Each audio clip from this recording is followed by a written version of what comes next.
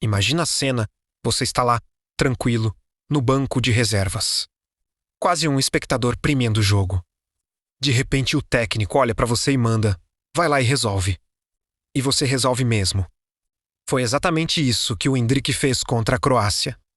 Brasil em campo, jogo pegado, clima de teste antes da Copa. E o Endrick? No banco. Igual a gente esperando promoção aparecer do nada. E para piorar, no jogo anterior contra a França ele nem entrou. Ou seja, pressão lá em cima. Expectativa da torcida e aquela famosa frase, quando entrar.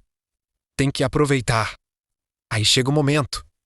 Carlo Ancelotti olha para o banco com aquela cara de quem já decidiu tudo na cabeça há 20 minutos e solta o garoto.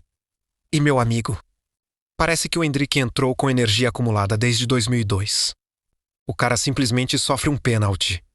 Da assistência pro Gabriel Martinelli, ele participa direto da vitória. Tipo assim, entrou, bagunçou o jogo inteiro e falou valeu, fui. Tem jogador que entra e some. Endrick entra como quem está atrasado para resolver um problema urgente. Ele não pede licença, ele resolve. E depois do jogo ainda tem resenha. Porque jogador brasileiro sem resenha não existe. Ele trocando ideia com o Luka Modric. Sim, o Modric, que tem mais experiência que muito técnico por aí. E o papo. O cara elogiou o jogo dele e ainda zoou o Cavanhaque, que está Agora, começando a crescer. Uma coisa interessante, o Endrick já conhece o Ancelotti do Real Madrid. E lá a história era parecida. Nem sempre titular, mas sempre pronto. E isso faz muita diferença. Porque tem jogador que quando fica no banco já fecha a cara. Posta indireta, manda textão. Endrick não. Ele fica quieto, observa e quando entra, decide.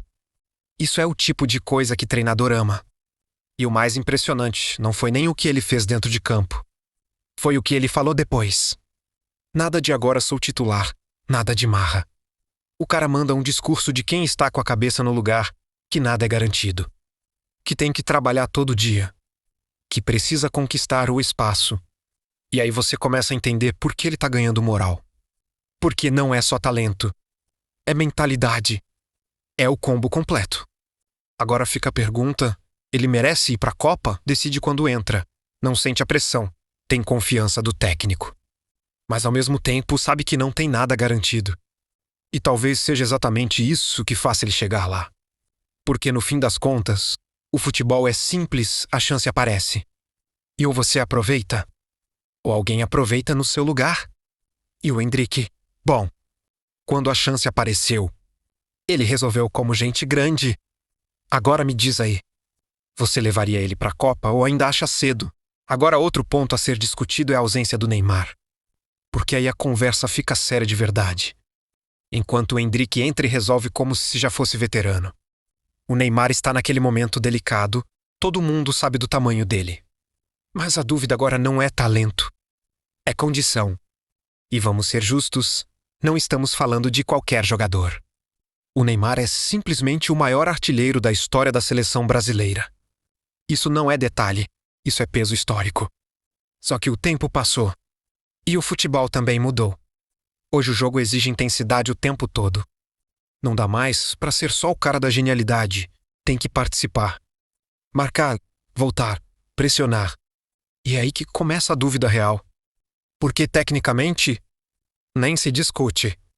Mesmo sem estar no auge físico. O Neymar ainda é um dos caras mais decisivos que o Brasil tem. Ele enxerga jogadas que poucos enxergam. Cria espaços onde não tem e resolve jogo em um lance. Agora pensa no possível cenário. Vinícius Júnior abrindo a defesa na velocidade, Endrick brigando com os zagueiros.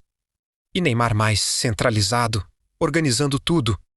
Isso tem muito potencial. Mas também levanta uma questão importante. O time vai conseguir sustentar isso defensivamente? Porque alguém vai ter que compensar essa liberdade. E aí entra o ponto principal. Vale a pena?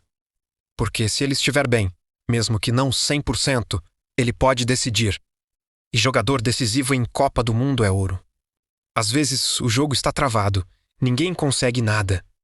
E aí aparece um lance diferente, um passe, uma falta, uma jogada inesperada. E o Neymar sempre foi esse cara. Só que se ele não estiver em condição de competir no ritmo do jogo, aí complica. Porque em vez de solução, pode acabar sendo um ponto frágil. E Copa do Mundo não perdoa esse tipo de detalhe. Agora tem um fator que pesa muito e pouca gente valoriza: experiência.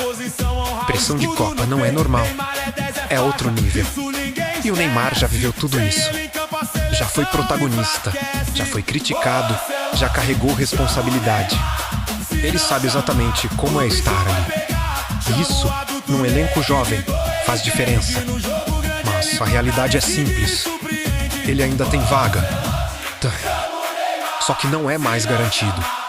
Hoje ele precisa mostrar que ainda consegue ser decisivo dentro de um time que já não depende só dele. E talvez esse seja justamente o cenário ideal para ele voltar a brilhar.